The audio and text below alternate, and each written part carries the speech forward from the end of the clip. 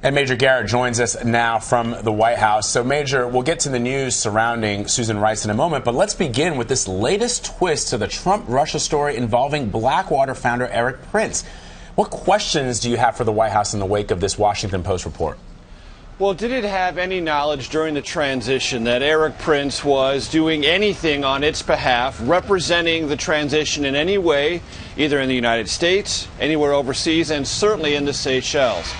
Now, there are a couple of ways to look at this story. Now, I talked to Trump transition officials yesterday, none of whom would speak on the record about this. But the ones I did speak to said, look, you have to remember, and this is a true fact about the Trump transition, lots of people were trying to, A, gain information about this new and surprisingly new elected president and those who might be working for him or with him.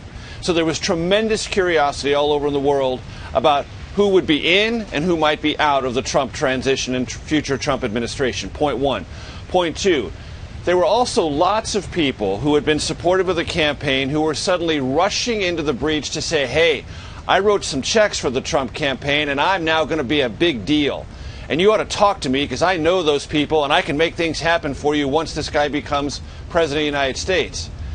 In a general sense, the Trump transition figures I talked to yesterday described Erik Prince in that second category, someone who may have been trying to either generate business for his own company or just make himself look to be a bigger deal than he actually was. Now, Erik Prince had access to Trump Tower, did visit there a couple of times, but it's unclear who he knew, who he actually worked with or on behalf of, or if he did any substantive work for the Trump transition. All of these things are part of an emerging set of facts, some that may be coincidental, some that might actually suggest something coordinated. We simply do not know.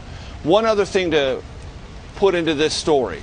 The United Arab Emirates has a long-standing diplomatic relationship with Russia and is always trying to do things to enhance its ability, through the eyes of Moscow, to facilitate things on Russia's behalf anywhere, anyhow. Basically, try to make itself a full-use, full-purpose diplomatic channel for the Russians. They may have undertaken this maneuver just to curry more favor with the Russians and used Erik Prince and this meeting as something to make themselves look even more useful to Moscow and to Vladimir Putin. It's important to note, the Washington Post says there was one meeting and the reported idea was to create a back channel, but nothing else ever happened. So if it was all that important, why were not there more subsequent meetings? Or was there something that happened after this that we still don't know about? Lots that we don't know. But there are some larger contexts around it that could offer one of two explanations: coordinated and possibly really suspicious, or incidental and interesting but not relevant. Yeah, all really good questions. Let's turn now to our own CBS News reporting surrounding Susan Rice and the unmasking of Trump associates in intelligence reports. Now, how this is characterized certainly depends on who you ask. So break it down for us. What are we likely to hear from lawmakers on both sides of this argument? Well, I can't tell you what lawmakers are going to say about this, but as you said, Anne-Marie, the terminology here is very important, and let's try to walk through it the best we can. What is unmasking? Okay, that is identifying names that show up in incidental collection of surveillance, meaning U.S. persons, often described initially in intelligence reports as U.S. person 1, U.S. person 2. So somebody like a national security advisor could see U.S. person 1, U.S. person 2, U.S. person 3 in a series of communications. Now, those communications could be about that person or they could involve that person. Either one. And so senior officials like a national security advisor could say, you know what, I'm curious about U.S. person 1, U.S. person 2, or U.S. person 3, and ask for that identity. That is what we are told has happened with Susan Rice, the former national security advisor for President Obama. Were those motives to protect herself?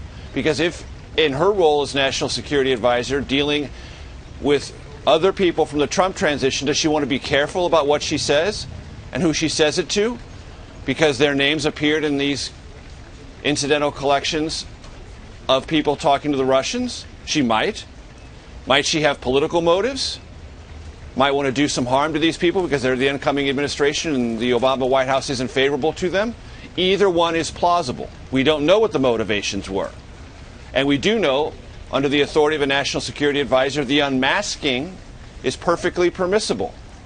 What we don't know is the motivations behind having those names then somehow find their way in the larger intelligence community, which is the allegation here, that names were obtained and then somehow disseminated, possibly for nefarious political ends.